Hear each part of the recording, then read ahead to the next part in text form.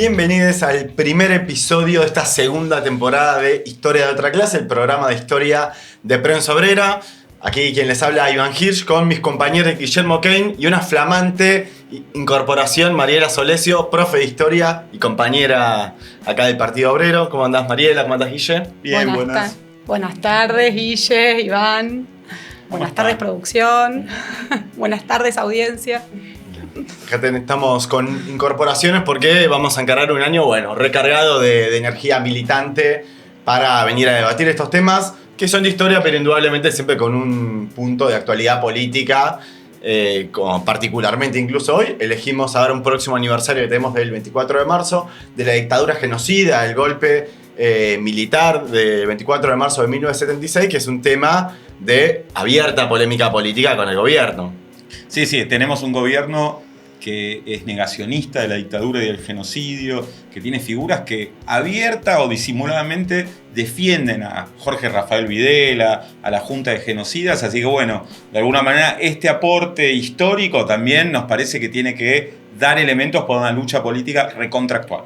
Sí, no nos olvidemos que Victoria Villarruel, que todavía no era vicepresidenta de la Nación, en campaña, hizo un acto en la legislatura porteña reivindicando el terrorismo de Estado, que muchos organismos de derechos humanos se movilizaron, organizaciones populares, en repudio de esto, con un intento de volver a colocar siempre, ¿no?, detrás del régimen a las Fuerzas Armadas como protagonistas y como parte de la represión interna hacia el pueblo trabajador. Sí, así que hay preguntas que para nosotros es clave poder responder. ¿Fueron 30.000 desaparecidos? ¿Fue un genocidio? ¿Por qué afirmamos estas cosas? Y sobre todo, ¿qué importancia tiene para hoy? ¿Qué significa para los trabajadores, para la juventud hoy, no?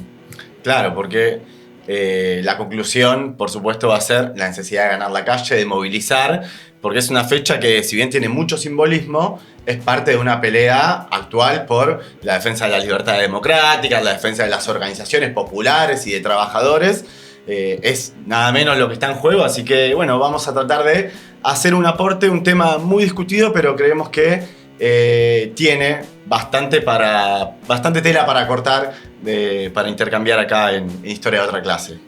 Vos hablaste recién, y quizás comienzo con esto, de la restricción de las libertades democráticas y la vigencia que tiene la lucha, ¿no?, contra este ataque a los derechos democráticos, a la libertad de prensa, que lo vimos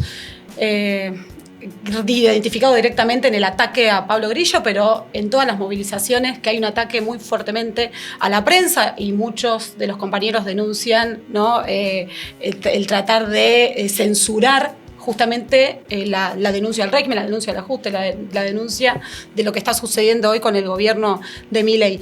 Y tiene ahí un punto de contacto muy importante con el periodo previo a la dictadura. Ahí así nos metemos de lleno y arrancamos este episodio y este proceso histórico que queremos analizar en su justa medida, en su proceso histórico en sí, pero que también en sus puntos de contacto.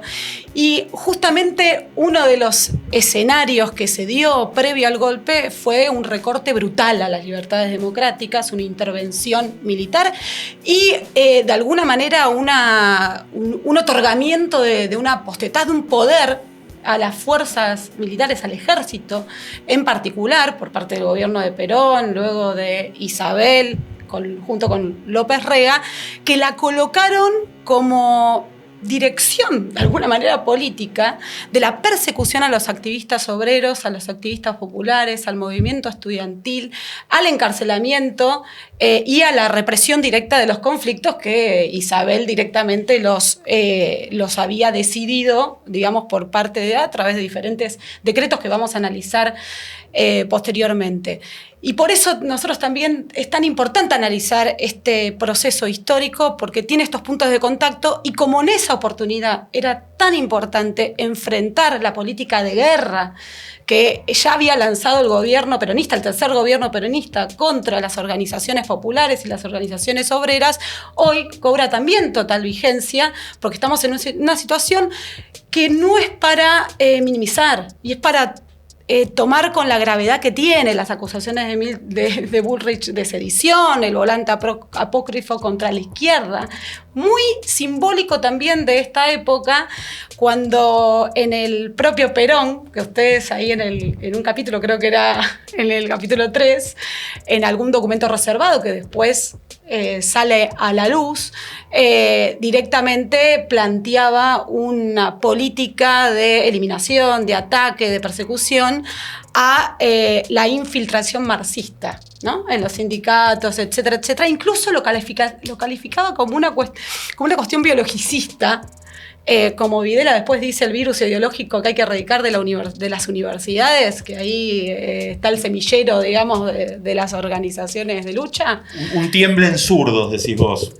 De alguna manera, ¿no? Vengan zurdos, gritaban el otro día también desde un camión hidrante en la reciente represión a la masiva marcha de los jubilados, y un montón, hinchas de clubes, organizaciones que fuimos en apoyo a los jubilados, fue parte de ese clima de la represión, ¿no? Pero para ubicar a todo el mundo, entonces estamos hablando de 1975, último tramo del tercer gobierno peronista, el de Perón, que después quedó Isabel en el poder, y cómo se preparó una militarización que todavía no era el golpe, pero que empezaba, ¿no?, a tener un carácter cada vez más represivo. Operativo Independencia en Tucumán, exacto, un decreto que es el de aniquilación de la subversión, que plantea que el ejército cumpla tareas de represión interna, las bandas paraestatales de la AAA que ya venían actuando. Sí, con una definición de un poder actuar en el momento.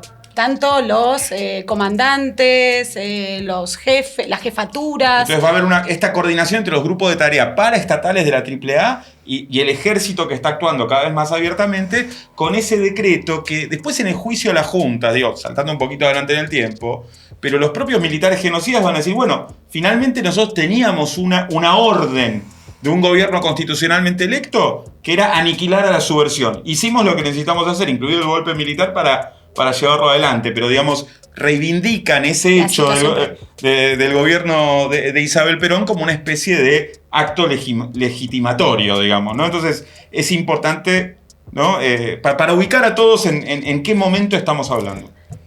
Agrego esto de contexto.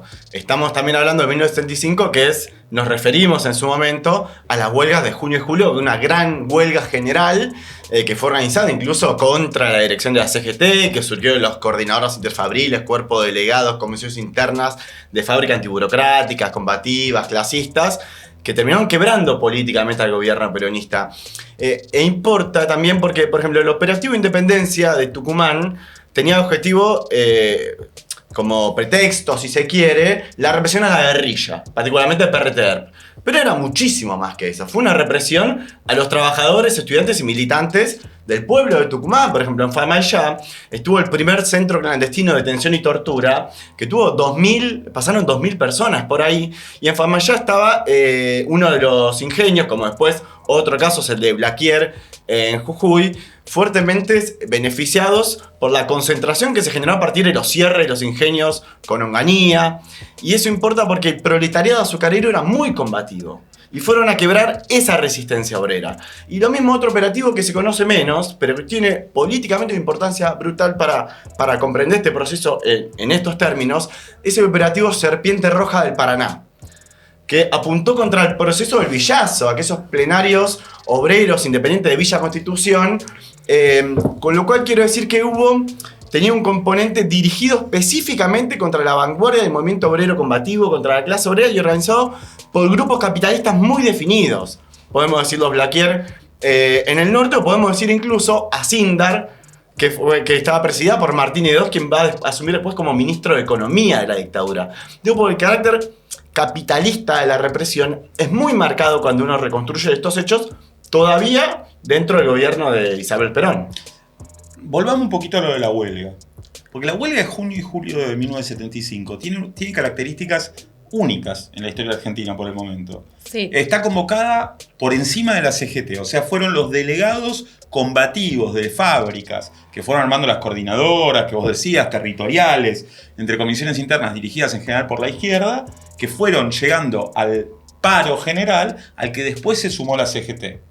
Es un paro general contra un gobierno peronista, cosa que tampoco había sucedido antes de 1975 y que significó un desafío enorme a ese movimiento nacionalista que se venía caracterizando por la regimentación del movimiento obrero que podía llevar adelante. Fue un paro muy combativo y dejó herido de muerte al gobierno peronista, como decía recién. Pero también es cierto que no tuvo, digamos, la dirección política que pudiera completar la tarea de plantear una alternativa política propia. Quedó planteada entonces una crisis política en el país, ¿no? Un gobierno golpeado, dibujado, represivo, un movimiento obrero muy combativo y una crisis política enorme.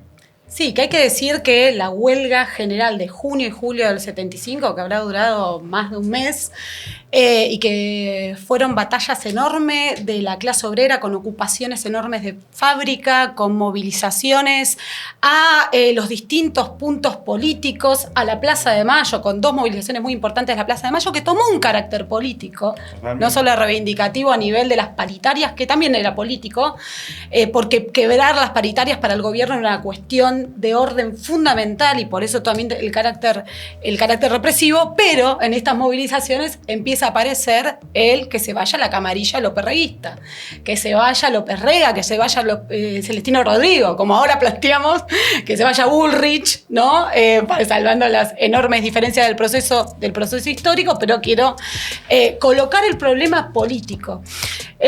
Y esta huelga general de junio y julio del 75, que es el punto más alto que llega a la intervención obrera, es una huelga política de masas realmente a nivel nacional, que quizás se concentra en las provincias mayormente fabriles, las más importantes de la Argentina, pero hay en varios puntos una rebelión y una situación que se da revolucionaria en los hechos por la crisis del régimen, etc. Esta huelga es una respuesta, una reacción obrera inmediata, porque fue inmediata a los 2 días, del gran plan de guerra desatado por el ministro de Economía, que recién asumía el 2 de junio de 1975, y el 6 de junio se provocan las primeras movilizaciones de la huelga general de junio y julio del 75, donde el Celestino Rodrigo, que reemplazaba a Morales, creo que se llamaba el anterior ministro de Economía, que duró muy poquito, en reemplazo de Helvar, que ya venía fracasando el pacto social de Perón, de disciplinamiento, etcétera, que irrumpía permanentemente el movimiento obrero. Este Celestino Rodrigo vino a aplicar una mega devaluación del 160%, una liberalización un aumento creo que el doble de los precios de los combustibles, liberalización de los precios, pero como ya conocemos en la historia de este país, un congelamiento absoluto de salarios. Congelamiento que fue quebrado, por lo que vos decías, Iván, en el transcurso de esta huelga general. Porque la intervención obrera, que sobre la base de toda una organización que viene de los 60, que viene del Cordobazo, que viene de las jornadas del Citrac-Citran, de todo un desarrollo de organizaciones independientes, de la clase obrera, de recuperación de sindicatos por parte del clasismo. Este desarrollo fue, digamos, de alguna manera obligando al ministro de Economía y a López Rega, etcétera, a dar algunas concesiones. Y entonces aplicó un aumento del 38%, lo rechazaron. Aplicó un aumento del 45% de paritarios, lo rechazaron. Y entonces empezaron un pliego de reivindicaciones que superaba ampliamente las propuestas de alguna manera de contención del movimiento. Y la burocracia sindical, como en la actualidad, pero como en ese momento también, y como lo hizo en el pacto social con Perón también, que 2 años estuvo en un proceso de negociación constante, se encargó permanentemente de impedir el desarrollo de este proceso. Cuando no lo pudo hacer, y cuando ya las masas desbordaban, hasta el punto de que en la UON tuvo que renunciar la dirección de la UON de Santa Fe, ¿no? Cuando en todo el proceso de Villa Constitución, etc., hasta que en algún momento tuvo que declarar la huelga general, con la movilización a Plaza de Mayo, pero hasta en ese momento saca un comunicado defendiendo al gobierno de Isabel y López Rega. Hasta en ese momento hay un sostenimiento. Pero es un triunfo enorme. Muchos de los convenios que algunos siguen rigiendo al día de hoy son los del 75 y son los que lograron incorporar muchas de las cláusulas laborales más importantes. Y la huelga triunfa. Celestino Rodrigo se va el tope a las paritarias, se va López Rega. El problema es que viene después, como decíamos hace un rato, ¿no? Y ahí empieza un lobby patronal donde realmente se ve una burguesía temerosa de esta combativa clase obrera que había roto con el peronismo, con la burocracia sindical que había llegado tan lejos, y empiezan a plantear un plan de exterminio. Miren, Yo quiero reivindicar el trabajo de elaboración que hizo PO en esa época, Política Obrera, que es la organización que es el antecedente del Partido Obrero. Hizo un congreso a fin del 75, que es un documento histórico apasionante, porque en tiempo real el debate de los compañeros muy insertos en todo este proceso, las coordinadoras fabriles y demás, dicen, bueno, ha sido un hecho histórico. Ha golpeado al gobierno, pero no ha logrado desarmar el entramado represivo, no ha roto el mando del ejército, que está ligado a todas las fracciones burguesas, donde está habiendo un reagrupamiento que plantea un golpe, y que plantea un golpe que, si viene, no va a ser una repetición de golpes anteriores, sino un verdadero plan de exterminio y de terminar con todas las libertades democráticas. Entonces se plantea al mismo tiempo la necesidad de apelar a todo ese movimiento obrero que venía peleando, planteando que hace falta continuar una nueva huelga general para derrotar al gobierno de Isabel, que está preparando esta militarización, y al golpe que se prepara. Y al mismo tiempo se discute abiertamente que es difícil esa huelga, que está bien pelear por ella, pero que hay que preparar las condiciones de la militancia clandestina para preservar a la militancia y a los cuadros, porque viene una situación muy represiva. Es una caracterización que contrasta con el resto de la izquierda, pero que también se desprende de lo que estaba pasando. Los grupos empresariales estaban pidiendo el golpe a la luz del día. Mira, yo acá me apunté una frase porque me parece muy ilustrativa de la Asociación Permanente de Entidades Gremiales Empresariales, APEGE. Reclamaban lo siguiente en una solicitada después de la huelga. Reclamaban la supresión directa de todos los obstáculos legales y de otro orden que traban la producción, afectan la productividad y dificultan la comercialización. Entre otras, las leyes de contrato de trabajo, control de precios y horario de comercio. Es decir, directamente me parece interesante porque uno puede definir gran parte del programa de la dictadura fue este programa de la clase capitalista, que empieza, por supuesto, con no solo solicitada, sino recurre a la fuga de capitales, la remarcación de precios y el lockout patronal directo a partir de febrero de 76, de una medida ya de desorganización económica para voltear al gobierno y preparando las condiciones para una asunción ya de un gobierno de facto del ejército, de las Fuerzas Armadas. Sí, déjame decir que en el gobierno peronista ya estaban los golpistas. No solo por la designación de Videla frente al ejército, que quizás eso es lo más conocido, sino en el equipo económico de Celestino Rodrigo había dos personajes que quizás no se conocen tanto, que es Zin y Pedro Pou. Pedro Pou era del SEMA, que era el grupo económico donde salieron varios de funcionarios económicos, digamos, de soporte de la dictadura. Y Zin había sido designado, incluso estando Perón todavía, es un tipo que actuó como asesor en el propio gobierno de Onganía. Ya venía de ese gobierno dictatorial, de uno de los también muy fuertes en el proceso político argentino, que el Cordobazo lo hiere de muerte. Va a formar parte también del gobierno de Videla a través de la asesoría en el Ministerio de Economía de Martínez de Hoz. Entonces, los golpistas ya estaban. Es uno de los... Me enteré ahora, la verdad, porque este dato no lo sabía, pero Zin es es el autor de la frase: los argentinos somos derechos y humanos. Y un reivindicador serial, si se quiere, de la dictadura. Pasó después por diferentes gobiernos. Es decir, ya estaban en el gobierno. Y no solamente, estos personajes que estaban, uno puede hablar de personajes, pero tenía que ver con toda una estructura y un andamiaje represivo resuelto por el gobierno. Vos ya lo decías, Guille, antes, con el Operativo Independencia, con los cientos de decenas de decretos sacados que reforzaban todo el carácter represivo. Perón había mandado un proyecto de ley que se termina votando a favor de modificación del Código Penal, que aumentaba las penas, incluso por amenaza o intimidación al poder público, que puede ser interpretado un plan de lucha de un sindicato, digamos, por ejemplo, si lo que fuese. Que iba de la mano con el plan de ajuste, con el plan de guerra, digamos, a las condiciones de vida de los trabajadores, todo este carácter represivo que se implementó, que termina fracasando y ahí empieza de alguna manera las presiones de la clase empresarial para un cambio de régimen. Sí, yo creo que tenemos que conceptualizar y por ahí pasar a la dictadura, pero ¿qué es lo que queremos explicar? Fue un golpe de la burguesía argentina y del imperialismo, sobre todo norteamericano, que es el que más peso tiene en la región, para frenar y para procesar en un baño de sangre un ascenso obrero quizás el más importante que ha habido en la historia de nuestro país. Lógicamente era parte de una situación regional, donde venía habiendo un crecimiento de la izquierda, del movimiento obrero, y donde vamos a ver cómo también se vienen instalando dictaduras, todas aliadas de Estados Unidos, y que incluso van a tener la famosa coordinación represiva, por ejemplo, el Plan Cóndor y demás. Muchos de estos militares estuvieron formados en la Escuela de las Américas, donde el Pentágono, digamos, el Ministerio de Defensa norteamericano iba formando este personal. Entonces digo esto porque muchas veces yo creo que hasta debe haber mucha gente joven cansada de que se hable de la dictadura, porque se habla con una historia medio villiquen, ¿no?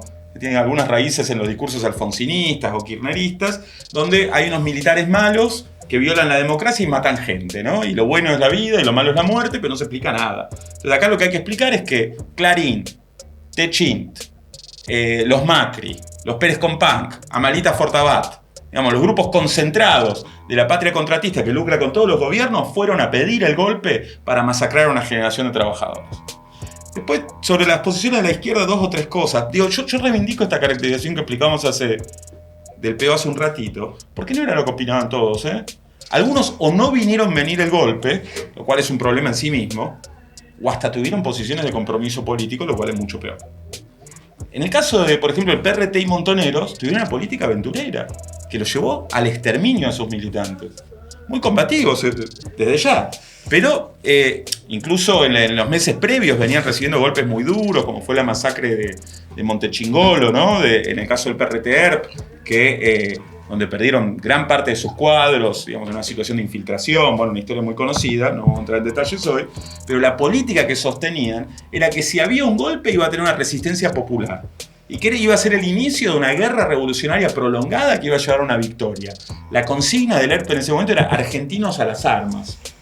Muy lejos, digamos, de una realidad de lo que fueron los acontecimientos, aún por más combativa que haya sido la resistencia obrera y de otros sectores. Los montoneros, aún después del golpe, probaron estas contraofensivas que terminaron en un verdadero desastre. El PCR, el Partido Comunista Revolucionario, el maoísmo, apoyaba el gobierno de Isabel Perón. Planteaba no el golpe, pero desde un lugar de decir que el gobierno de Isabelita y López Rega era un gobierno popular. Ni siquiera se opusieron a un tema que desarrollamos en ese programa que decía Mariela, que eran los golpes contra la izquierda peronista. Ellos eran parte de la dirección del ESMATA Córdoba, no se opusieron al Navarrazo, que fue un golpe de la derecha más represiva, que tuvo un impacto terrible. Y después, el que más ha dado que hablar son las posiciones contemporizadoras de parte de la izquierda con Videla. Lo más grave es el Partido Comunista. Mira acá, la compañera nuestra Natalia Casola tiene un librazo, El PC argentino y la dictadura militar. Yo quiero recomendar.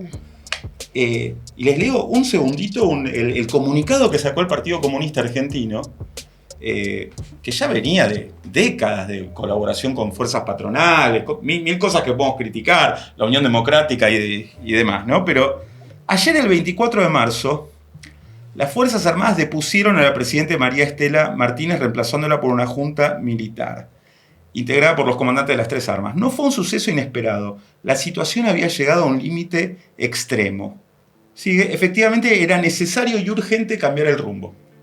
O sea, el golpe militar aparece como un hecho que viene a cortar con una situación de desazón. Se hacen eco de estos planteos de la burguesía, llegando al punto de lo que internamente ellos van a considerar un apoyo táctico a Videla. La razón, decían que Videla era un ala más democrática de los militares contra otros que serían más violentos o más pinochetistas, ubicaban a Benjamín Menéndez, por ejemplo, decían, bueno, por lo menos con Videla es un ala más democrática, porque aparte no fue ilegalizado el PC, como sí lo fue PO y muchísimas otras organizaciones de la izquierda, sino suspendido junto a los partidos burgueses, ¿no? Entonces ahí hicieron una diferenciación entre quienes eran parte de alguna manera de los partidos del régimen, incluían al Partido Comunista, y tuvo esta orientación tremenda que incluso va a tener un correlato en el campo de los derechos humanos. La Liga Argentina por los Derechos del Hombre, que es la organización de Derechos Humanos vinculada al PC no va a defender a los desaparecidos o presos políticos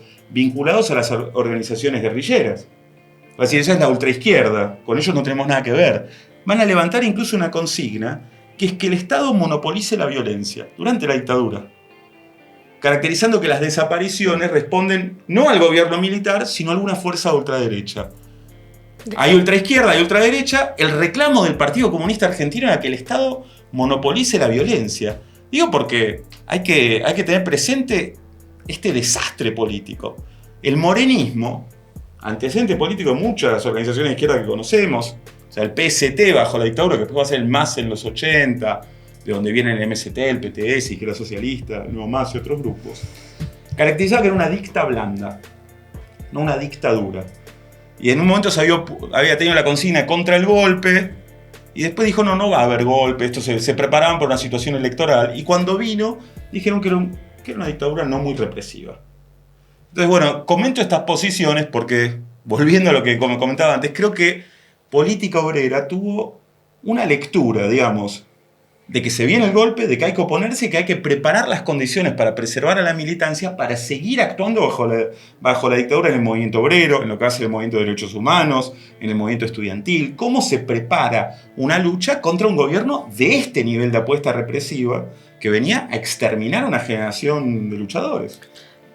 Un aspecto a la caracterización, porque después, bueno, el segundo congreso de política obrera va a ser ya en la dictadura, en la clandestinidad absoluta, en abril de 77, y ahí se afina un poco más la caracterización, me parece muy interesante para algunos debates actuales también. En primer lugar, es una diferenciación con el golpe de Pinochet en Chile. Porque la caída del gobierno de Allende había sido una derrota en sí misma para la clase obrera chilena, que estaba organizada en los cordones industriales y demás.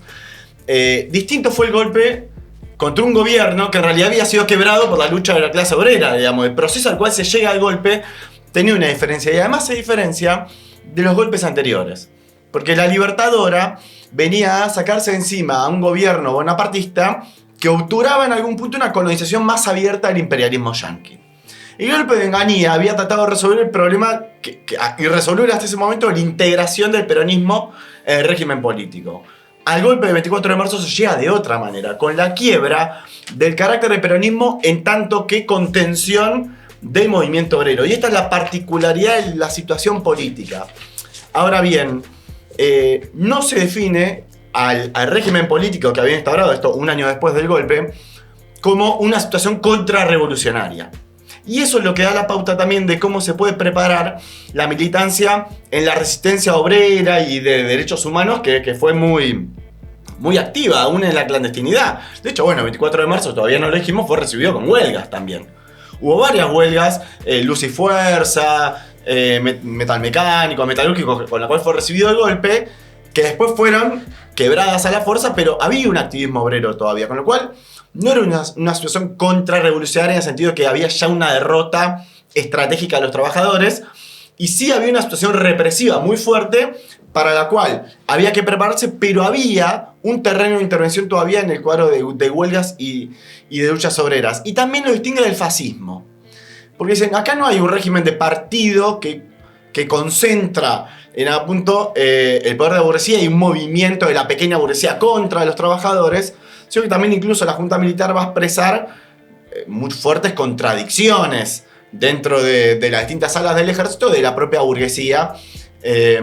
Pero sí, en lo que va a tener muy definido es este sistema represivo contra la clase obrera en particular, y una de las primeras leyes es la que prohíbe las huelgas, la convocatoria a la acción directa, incluso el trabajo a desgano, el boicot, la baja de ritmos en la producción, digamos. Ahí va a estar concentrado ese carácter de dictadura patronal, digamos, muy fuerte. Y esto lo decía Guille, y me parece interesante remarcarlo, que la burguesía argentina de hoy, los que dominan las ramas productivas del país hoy, todos tuvieron no solo una complicidad con el golpe, sino el caso de, bueno, Techín, o decíamos el caso de Asinder, hasta se dieron instalaciones para el uso de campos de tortura. Ahí hay una película de colectivo Silbando Bombas que se llama Ellos Son, un documental que reconstruye particularmente el caso de Asinder y de Techín. Pero después están otros, bueno, Mercedes-Benz y la Ford de Mercedes. ¿Cómo se llama? Milagros no hay, el de Mercedes-Benz. Claro. De Gaby Weber, que muestra también la complicidad, porque ella es una periodista alemana, y vino a mostrar cómo Mercedes-Benz, que también lucró con el holocausto nazi en su momento, tenía el campo de concentración en la planta Virrey del Pino en La Matanza. Exacto. Los directivos, los empresarios armaban las listas, se sabe, de activistas obreros, de referentes de las comisiones internas, etcétera, para entregarlos a la dictadura. Algo que vos dijiste, que también lo mencionó Guille, yo un poco más a fondo, justamente porque no habían logrado derrotar las comisiones internas combativas, todo este proceso de independencia política de la clase obrera que se abría curso, no lograron derrotar el proceso abierto por el Cordobazo, es que el golpe de Estado se constituyó, digamos, y que la burguesía lo reclamó y que se puso a la cabeza de garantizarlo, para terminar de exterminar las comisiones internas, y fueron las primeras, el objetivo primordial, los sindicatos,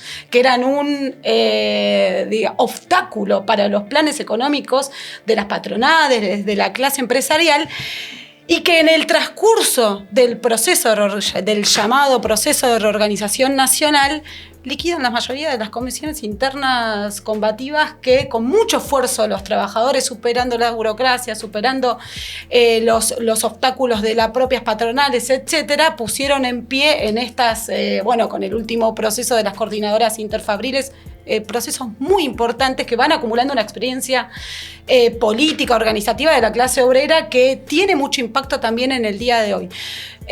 Un argumento de la dictadura, de la Junta Militar y de los que luego sostuvieron, digamos, en los propios juicios y demás, era que acá había un enemigo subversivo, ¿no? Y concentraban ese enemigo subversivo y también distorsionaban la realidad que se daba por abajo, que era mucho más vasto que las organizaciones que las organizaciones armadas, Montoneros, SERP, la FAP, y todas las organizaciones guerrilleras, pero la dictadura concentró ahí. Que fue un sustento de la teoría de los demonios. Hay que decir que tanto ERP como Montoneros estaban prácticamente aniquilados. Eso es lo que iba a decir. Hay un texto de Maristela Vampa donde plantea que para fines del 75, ya la mayoría de las organizaciones guerrilleras estaban o diezmadas en sus filas, o exiliadas, o aniquiladas. En el levantamiento del ERP en Monte Chingolo fue un brutal aniquilamiento de esta organización.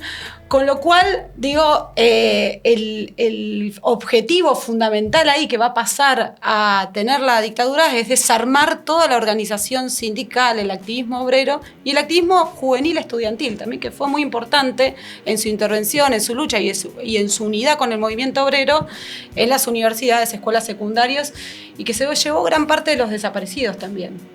Así es. Para mostrar esto del nivel de organización de los trabajadores, hay una anécdota, si se quiere, por suerte lo podemos contar así. Un compañero de nuestro partido, Roberto Heller, que trabajaba en la editorial Abril, sí, y que en abril del 76 es secuestrado, llevado a la comisaría de Villa Martelli. Y fue liberado porque los compañeros pararon la fábrica, mantuvieron ahí adentro secuestrados a los gerentes y salieron a recorrer comisarías y cuarteles y les salvaron la vida. El nivel de organización era muy fuerte. Eso es lo que se vino a quebrar. Y ahora vos decías hoy, para instaurar el plan económico de la dictadura. ¿En qué consistía ese plan económico de la dictadura? Algo que es interesante marcar de entrada, para la actualidad que tiene también, es lo siguiente. A los 3 días del golpe de Estado, ya el FMI concedió un crédito a la dictadura. Así que el proceso de endeudamiento comenzó y el apoyo del capital financiero internacional fue directo, y empieza un proceso de endeudamiento que va a multiplicar de 8.000 millones a 46.000 millones de dólares la deuda externa del país, y que va a concentrarse, por un lado, en este aspecto, en el capital financiero y en la penetración del capital internacional. Y acá hay dos cosas, dos leyes que están vigentes en la actualidad y que tienen mucha importancia. Una es la ley de entidades financieras, que todavía rige, y que fue por la cual se pasaron si no me acuerdo mal los números, de 725 o más de 700 entidades a 80 bancas privadas y se eliminaron todas las entidades de cooperativa de crédito y otro tipo de entidades financieras que existían para concentrar los negocios. Cuando uno ve hoy la disputa entre Modo y Galperín y toda la concentración bancaria, dice, ¿de dónde viene? Bien, gran parte que sigue vigente la ley de entidades financieras de la dictadura y también la ley de inversiones extranjeras.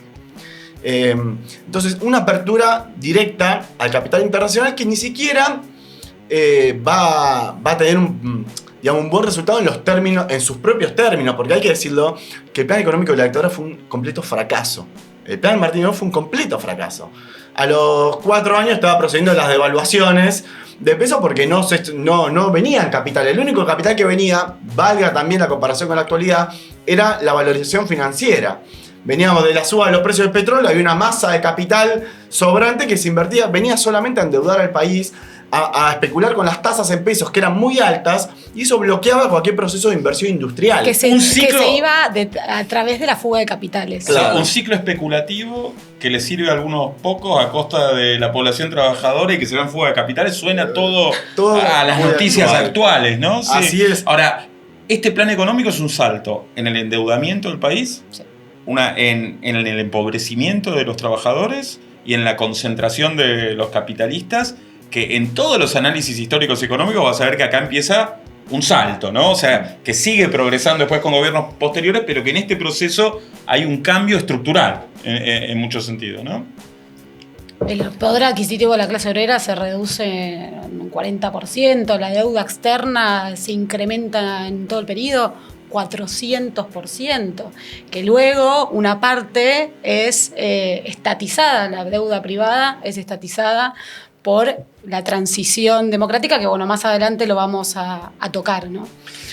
Vos tenías algunos datos, Mario, ¿no? del tema represivo, porque creo que es importante que dimensionemos estos más de 800 campos de concentración. O sea, ¿no? Hoy en día se pone en duda los 30.000 desaparecidos. ¿Qué es lo que significa poner todo el aparato de un Estado a niveles represivos, digamos, de censura, de prohibición, de persecución política, que cuestan hasta imaginarse? Sobre todo por dos cosas, dos argumentos que aparecen hoy y que revisan de alguna manera ciertas conquistas que hubo de los organismos de derechos humanos, del movimiento popular, en imponer un determinado análisis de lo que fue el genocidio perpetrado por el Estado argentino en el 76, del 76 al 83. Y acá uno de los argumentos, que ahora se me fue, es esto de los excesos. Bueno, hubo excesos de los militares, parece que hubiera un puñado de enfermos que se le fue un poco la mano. Y la verdad que la documentación que hay, tomando el Nunca Más, ¿no? El libro hecho por el informe hecho por la CONADEP, sí. Y tomando los cientos de testimonios de los diversos juicios que en el transcurso de todo este tiempo fueron cortados, ¿no? A través de las leyes de vida, ya lo vamos a ver, de punto final y obediencia de vida, y los indultos, etcétera, etcétera, pero que a través de todos esos testimonios se da cuenta del plan sistemático y la poca apertura de archivos que hubo, porque todavía siguen sin abrirse un montón, cientos en reclamo de los organismos de derechos humanos, pero que da cuenta de este plan sistemático perpetrado por el Estado. Un Estado que organizó y dividió el territorio nacional en zonas, subzonas, en áreas, dividida a través de las diferentes fuerzas del ejército, de la marina, de la fuerza aérea, con gente precisa a cargo de los diferentes centros clandestinos de detención que pasaban por comisarías. Bueno, uno de los más importantes, que es el mayor y el más grande, por donde pasaron la mayoría de los detenidos, fue la ESMA. Sí, el Campo de Mayo. El Campo de Mayo. Pero después hubo cientos. Vos ya mencionaste los que funcionaron en las fábricas, en Ford, en Volkswagen, no sé si mencionaste también a Sindar, en Mercedes, Mercedes, etcétera, como las cientos de comisarías. Hay varios escritos, varios libros, textos que se refieren, por ejemplo, uno que me acuerdo ahora de Pilar Calveiro, que se llama, creo que Poder y Desaparición, no sé si lo estoy diciendo bien, donde da cuenta de el registro que se hacía en esos, de los pocos que se pudieron obtener, del registro en esos campos de concentración, ella lo llama así, hora del los archivos de la dictadura que nunca aparecieron. Los archivos que no, la hora, la persona a cargo, la tortura, el interrogatorio, qué dijo, qué no dijo, a quién cantó, etcétera, etcétera. Un aparato del Estado puesto al servicio de la represión sistemática con un modus operandi digamos que seguía, digamos, un protocolo diario, ¿no? Del secuestro, de llevar al centro de detención, el interrogatorio, etcétera. Seguía un protocolo y objetivos seleccionados muy directos entre los sindicatos y el área educativa, ¿no? Sí, está buenísimo tener en cuenta ese nivel, digamos, obviamente de aparato sistemático de tortura, de muerte, bueno, los vuelos de la muerte, ¿no? Todo lo que se conoce, la apropiación de bebés, y tener en claro que la clase obrera se plantó frente a eso, porque parece que después de la dictadura vamos a tener a una burguesía, una pequeña burguesía que fue colaboracionista, abierta o se cayó la boca, y que quiso instaurar el mito de que o nadie sabía nada o nadie hizo nada, ¿no? De que fue una época de silencio donde no hubo lucha. Y me parece que es muy importante romper ese mito. Muy tempranamente las madres de Plaza de Mayo empezaron sus rondas en el año 77. Y Víctor lo mencionó, el 24 de marzo de 1976 ocuparon 200 fábricas. Además. Una de ellas, bueno, la Editorial Abril, que rescató de las garras de la detención a nuestro compañero Roberto Heller, y los conflictos siguieron en el 76, en el 77, a veces, como creo que mencionaba también Iván, trabajo a destajo, trabajo a desgano, sabotaje, huelgas rotativas de 1 hora, o sea, en el momento donde las medidas más fuertes de paro general o de ocupación no pudieron avanzar por el nivel de represión, porque fueron secuestrados los delegados, porque tuvieron que irse, lo que fuese, fueron encontrando un canal, pero rápidamente, tempranamente, va a haber paros. La huelga de Luz y Fuerza es famosa, duró varios meses, de octubre del 76 a marzo del 77. Incorporó a miles de trabajadores, tuvo huelgas de solidaridad de otros sectores, de telefónicos, fue secuestrado por la dictadura Oscar Smith, que era el secretario general de Luz y Fuerza, pero llegó a tener una escala enorme, digamos, 36.000 trabajadores de paro. Bombas en la sede de Segua para evitar que siga el trabajo, digamos, frente a los rompehuelgas. Digamos, realmente un proceso enorme. De ahí vamos a tener por ahí menos conflictos durante el 77. Sí. Lo que vos decís es muy importante, porque en un contexto, toda esa resistencia y esa pelea y esa batalla se da en un contexto muy represivo y de una cantidad de complicidades enormes. Claro. Bueno, digamos, Casildo Herrera, que era el secretario general de la CGT en el momento del golpe, famoso porque dijo: yo me rajo. Se fue a Uruguay, digamos, se fue del país. O sea que los trabajadores salieron a pelear cuando su dirección, digamos, la burocracia sindical peronista, en gran medida se había rajado, digamos, ¿no? Ahora, en el 77, después de cierto aletargamiento, porque los golpes de la represión entran, empieza un proceso de luchas más y más duras. Ocupaciones de fábrica, Por ejemplo, hay un paro en la ICA Renault, que es una planta automotriz clave de Córdoba, de 6.000 obreros en esa época, un reclamo salarial, y van a un paro prolongado. Hay huelgas ferroviarias, de petroleros. Para noviembre de 1977, 21 gremios estaban parando por reclamos salariales. Entonces, esto que decía Iván, de caracterizar que no había habido una clase obrera derrotada, a pesar de la enorme represión, me parece que es muy importante, a pesar de una represión que en 2/3 se calcula aproximadamente iba sobre cuadros y activistas del movimiento obrero, no eran obreros de fábrica. Acá algunas cosas, Pablo Pozzi hace una reconstrucción de este libro que se llama La oposición obrera a la dictadura, un poco toda esta historia de huelgas, digamos, de activismo, de conflictos fabriles que nosotros queremos, digamos, reivindicar como una continuidad, y que va a llegar a los paros generales, ¿no? Tiene un pico de tomas de fábrica en 1979. Hay de verdad una jornada nacional de protesta en el 79 que la alarga un comité de huelga clandestino, y ya vamos a llegar en el 81 y el 82 a 2 paros generales de la CGT. En julio del 81 y después ya en marzo del 82, el 30 de marzo del 82, que deja herido, de muerte a la dictadura, que la deja knockout y que es, a los pocos días, ¿no?, hace la invasión de Malvinas como una especie de aventura para tratar de salvarse. Pero creo que es importante tener este cuadro. Entonces no es que hubo una dictadura de unos malos y después vino el señor bueno Alfonsín y trajo la democracia, más o menos lo que nos cuentan en la nefasta película Argentina de 1985, sino que hubo un proceso de luchas obreras, democráticas, incluso la recomposición del movimiento estudiantil, muy valiente, digamos, en todo este proceso, y que venían creyendo un tiempito antes. Vos hablabas de lo de las Madres de Plaza de Mayo, fue la primera marcha de resistencia en 1981. Tengo por acá.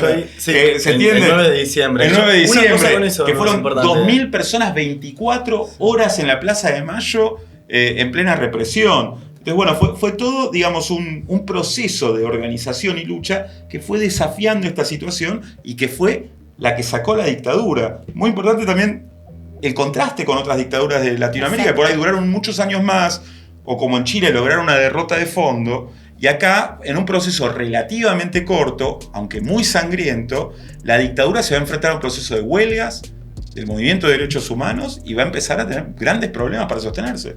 Que por esa característica, digamos, de enfrentamiento, de lucha, de huelgas, la intervención de los organismos de derechos humanos, va a ser un condicionante para la propia transición democrática y la organización del juicio de las juntas, justamente. Bueno, a eso voy, porque la primera marcha de resistencia, que fue en diciembre de 1981, fue una marcha, convocada por la Asociación de Familiares Detenidos por Razones Políticas, que entre ellas nuestra compañera Cata Guanini, que reivindicamos con muchísimo orgullo, y también Madre de Plaza de Mayo, convocaron a esta movilización contra la consigna de una salida que sea una conciliación con los milicos, que era promovida entre otros por la Iglesia Católica. La Iglesia Católica fue uno de los grandes sostenes.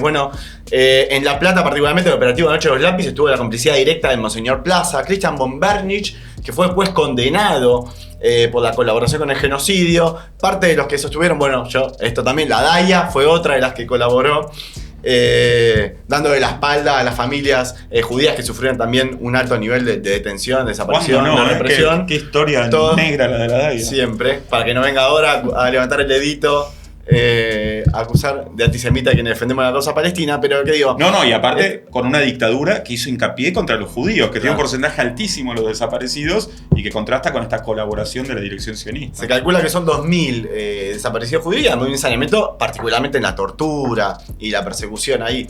Entonces todo esto sostenía en la marcha de resistencia, ya empezaba a poner el término de no queremos una salida concertada con los genocidas, y iba preparando. Después vino la huelga del 30 de marzo, 50.000 personas del 30 de marzo de 1982 ya. Una batalla campal. 50.000 personas en la calle y 6 horas de combate se calculan. Y esto es interesante porque un poco el proceso ese que ya venía en ascenso, esa movilización, que uno dice, no le cuadra tanto la idea de la dictadura represiva con 50.000 personas en la calle, a los piedrazos con la policía.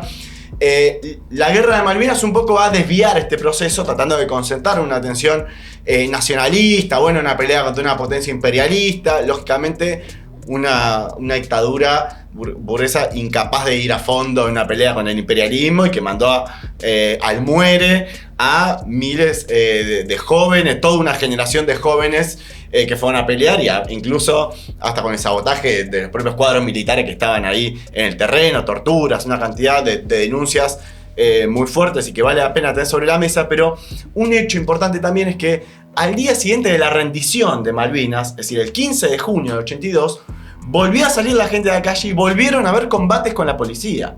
Es decir, que ya estaba instalado la idea de que, va a haber una etapa famosa de política obrera para nosotros, porque ilustra esta intervención, que era noquear a la dictadura. Se empezaba a generar ese terreno de intervención política. Acá hay que intervenir y quebrar este proceso, y ya se empieza a preparar también y las negociaciones de cómo iba a ser esa salida, justamente, y acá retomo un poco lo otro que decía, por el fracaso económico también de la dictadura. Era total. Estamos en un cuadro de ya una crisis de deuda externa, porque por un lado estaba todo este proceso de endeudamiento del país, que incluyó, como vos bien decías, la estatización de deuda privada. Basualdo, un economista, lo calcula en más de 8.000 millones de dólares, que fue una transferencia directa a los capitalistas con la estatización de esta deuda. Pero en el 82 además era la crisis de deuda internacional, una crisis mundial, el capitalismo que hizo subir las tasas de interés, repatriación de capitales, y los países semicoloniales como la Argentina lo sufrieron de forma muy particular. Entonces, el agotamiento económico de la dictadura y ya este envalentonamiento de la movilización popular, esta reconstrucción, con una pelea muy importante, sí, también de los organismos de derechos humanos, va preparando ya el terreno de la salida de la dictadura. Sí, con todo un proceso de... Porque por un lado podemos decir que el juicio a las juntas era una política de Alfonsín de, digamos, de alguna manera un pacto ahí para tratar de alivianar la presión popular, alivianar la lucha de los organismos de derechos humanos por el juicio y castigo, pero fue muy importante porque a diferencia de otros países no se condenó a ninguno de los crímenes de los militares. Digo, si bien fue limitado a las 3 primeras juntas, se deja fuera a la 4ª y se deja fuera a Viñone, que antes de irse, fue algo gravísimo incluso dejar afuera a la 4ª, porque Viñone antes de irse firma un decreto de destrucción de toda la documentación de represión, de persecución, de tortura, etcétera, que obviamente podría servir a posteriori en los juicios. Los organismos fracasados, digamos, y la juicio de las juntas en realidad no sale como primera medida. Sale por una presión popular desde abajo, por todo este proceso político que ustedes... lucha va a ser clave, permanente, porque las presiones por la impunidad, digamos, esta transición democrática intentaba salvar al régimen y pactar con el régimen anterior en muchos aspectos, la continuidad económica, la continuidad de las leyes, la continuidad política que llegan hasta el día de hoy. Pero el proceso popular fue condicionando esos intentos de impunidad. Sí, fue arrancando la cárcel de los militos, digamos. Fue arrancando la cárcel de los militos. La primera fue, digamos, fracasó la autoamnistía de los propios militares a través de esta ley de pacificación nacional, lo que se llamó la ley de pacificación nacional, el pacto de PJ, y Alfonsín no le quedó otra que promover el juicio a los militares, pero en sus propios tribunales propuso. Los militares rechazaron esto, el Consejo Supremo del Ejército rechazó esto y tuvo que ir a este proceso de juicio de las juntas, donde se limitó, y fue una vergüenza de alguna manera, los organismos de derechos humanos. En primer lugar, bueno, Videla Macera lo condenaron a la perpetua, después vino todos los indultos, etcétera, pero el resto de los militares, solo 5 fueron condenados, porque hubo absueltos, Altieri fue absuelto, y el resto con penas irrisorias, 8 años, 4 años, como si fuera un delito menor. En la imagen que se ve acá atrás, están puteando a los jueces. Yo 2 cositas sobre el final de la dictadura, porque creo que ayuda a entender esta continuidad que vos planteás con Alfonsín, que es muy importante. El gobierno de Videla y las juntas posteriores van a tratar de hacer demagogia nacionalista para imponerse y van a fracasar por su propio carácter, que es una dictadura completamente extranjerizante, como lo describió Ivito. Hay varios momentos. Está el Mundial del 78, nos lo estamos pasando, con toda la campaña Los argentinos somos derechos y humanos, ¿no?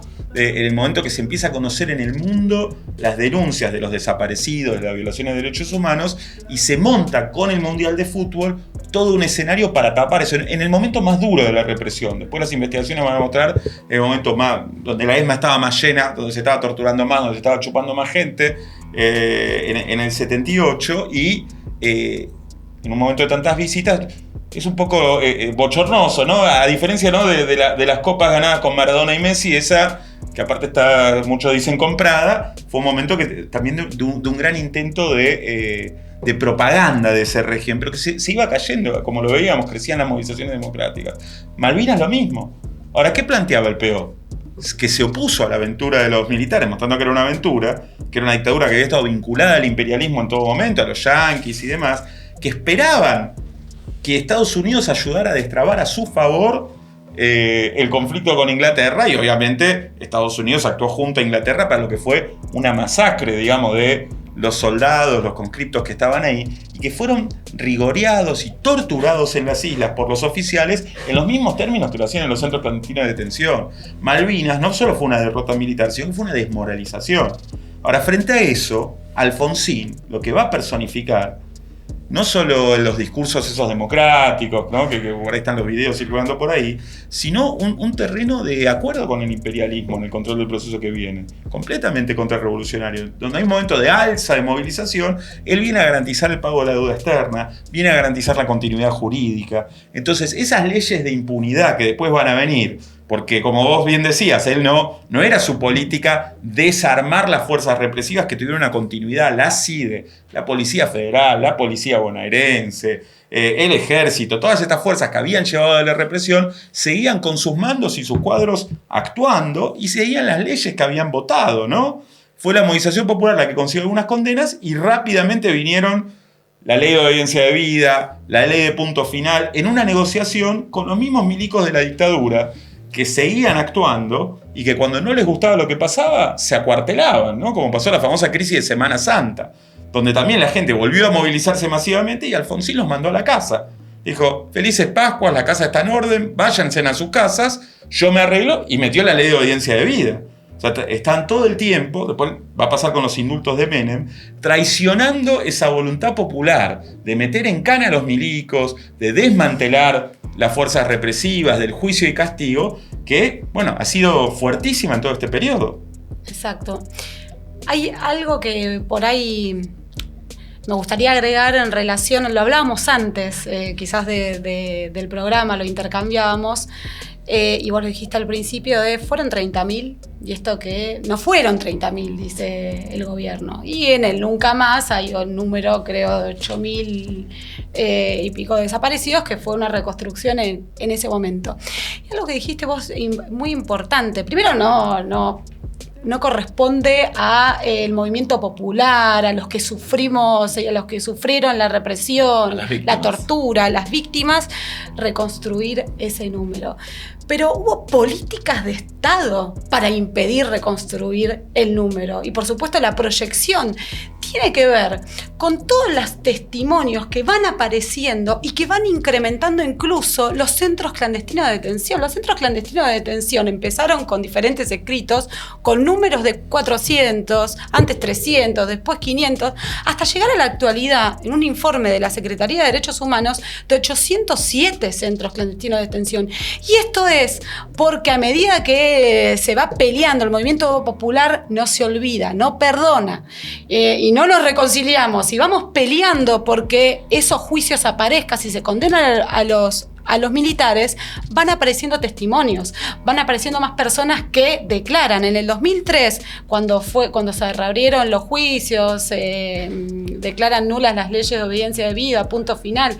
Luego más adelante, los indultos, etcétera, producto de varios factores, ¿no? En ese momento, quizás ahora no podemos analizarlos, pero uno era el pedido de extradición que venía de España de los militares, y los militares queriendo ser enjuiciados en un proceso judicial nacional, que sabía que de alguna manera con la trayectoria de la garantía de la impunidad preferían hacerlo acá. Y ahora me olvidé lo que iba a decir. Alguien me retoma el hilo. Yo te agarro porque algo con esto de la cuestión de cómo fueron conseguidos los juicios. Digo que en esos testimonios, por supuesto que el nivel de la cantidad de desaparecidos, de víctimas, etcétera, va aumentando. La cantidad de testimonios, porque es que hay muchísima gente que no lo denunció en su momento. Por miedo. Por miedo, por ser familias, qué sé yo, de malas condiciones económicas, pensaban que iban a estar expuestos por denunciarlo frente a una fuerza represiva que seguían actuando. O sea, pensemos, más estuvo de el levantamiento cara pintada. Por eso, o sea, más de muy 800 centros clandestinos, algunos que están registrados, que desaparecieron a miles de personas. Incluso el número de 30.000 se puede estar quedando corto. Exacto. Es cierto que no está el número exacto, es una proyección de las cuales hay miles que existen con nombre y apellido, y hay una proyección del nivel de víctimas que estaban procesando esos campos clandestinos. Ahora, me parece que tenemos que ir en este momento un poquito a la actualidad. ¿Por qué se está colocando en duda que sean 30.000? ¿Cuál es el objeto? Porque hay veces, esto del negacionismo, no sé si a ustedes les pasa, yo en debates incluso hacia esta marcha del 24 de marzo, he escuchado gente que dice, mira, no es un gobierno negacionista, está mal decirlo así, es un gobierno que es pro dictadura. Bueno, para mí hay que decir las dos cosas.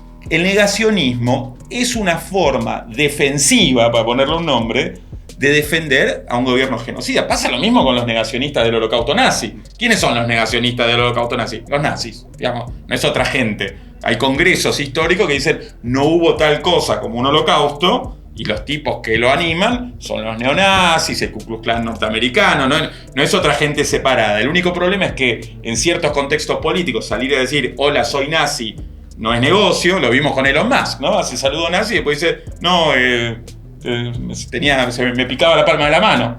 Bueno, es un poco lo mismo. Entonces empieza a decir, no, de verdad no fueron 30.000, el número está inventado, bueno, hubo violencia de los dos lados, se apoya en la famosa teoría de los dos demonios que en su momento instaló la CONADEP. O sea, van tratando de desarmar la condena política y la condena social que tiene el genocidio de la dictadura, cuestionando aspectos a veces suplementarios. Esto es importante porque de la camarilla pro Videla, muchos integrantes están en el actual gobierno de Milei y tienen décadas de acción política con este tipo de ángulos. Por ejemplo, Villarruel, tomemos Villarruel.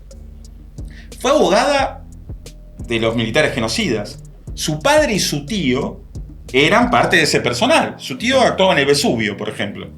Digo, su abuelo estaba en la falange de Franco en España. Así y que, su bueno, padre con el Operativo Independencia en Tucumán, con Bussel. Exactamente. Sí, con Bussel. Su padre en el Operativo Independencia, su tío en el Vesubio. O sea, torturaron, mataron, son parte. Por eso está metido con todo. Pero ella es parte de los que dicen hay que hablar de las víctimas del terrorismo, hay que hablar de la memoria completa, los dos lados de la moneda.